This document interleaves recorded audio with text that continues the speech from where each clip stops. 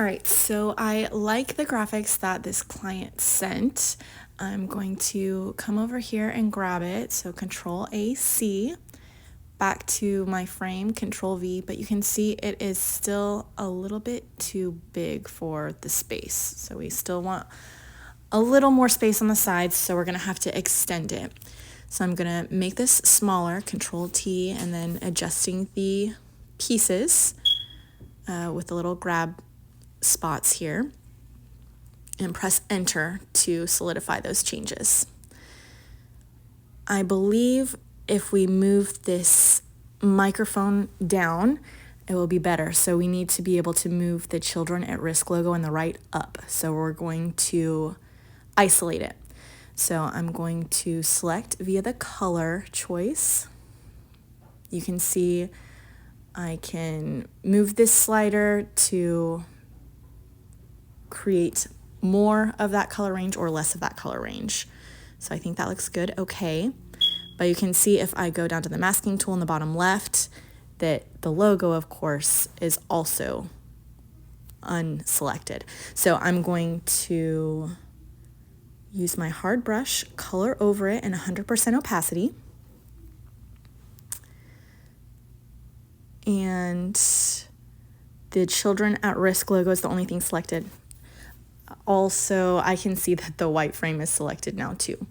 So if I go back to the masking tool, I can go and paint over the white mask in 100% opacity.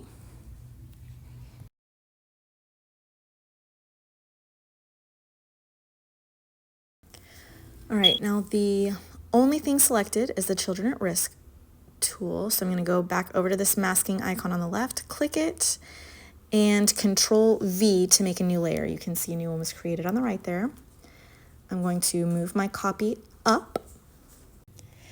Okay, and now I need to get rid of this original one so that it's just plain curtains in the bottom here. So I'm going to select my rectangular marquee tool on the left here, draw around it.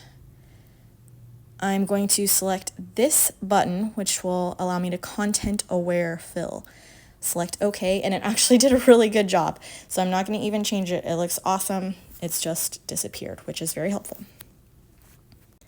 I'm now going to maneuver the original graphic down a little bit so that it fits into this bottom section of the frame. Center it. Press enter to solidify those changes. Zoom out a little bit so I can see here.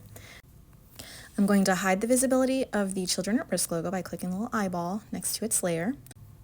Now I will go up to the top left, select that rectangular marquee tool, select portion of that curtain, Control Z, Control V. You can see another layer was created on the right there. I'm going to click and drag this copy layer and just make sure, I'm going to zoom in a little bit, make sure that it matches up on top of my current curtain here. All right, that is looking pretty good. I'm going to zoom in a little bit more just to make sure I can see where it lines up. And then I will duplicate that layer again. So I'll just press Control V. Another layer was created. I'm going to click and drag that till it seems to match. Looks pretty decent to me. Let's match it up a little better. There we go. And I'm going to do the same thing on the other side. Control V to make that new layer. Line it up so the shadows kind of match.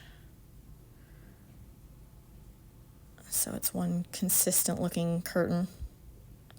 And then Control V again for this last little portion over here. So this is a pretty simple pattern. It's very vertical, which will make the next thing very easy. So these all are lined up. It looks pretty good. I'm going to zoom out so I can see it all at once. Then I'm going to select all of these curtain layers. Yeah, I'm even going to select the original graphic layer. So they're all the curtains. I'm going to select them. I'm going to right click and merge my layers. So now it's just one layer. They're all connected.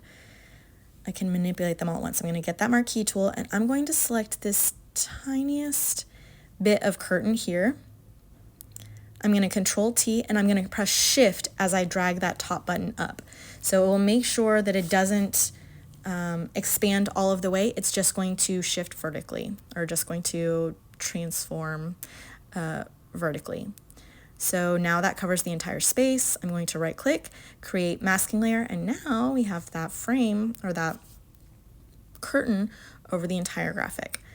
Okay, so I'm going to make sure I'm on the correct layer, make sure that I'm on this children at risk layer, and I can drag it freely wherever I want it to go on top of my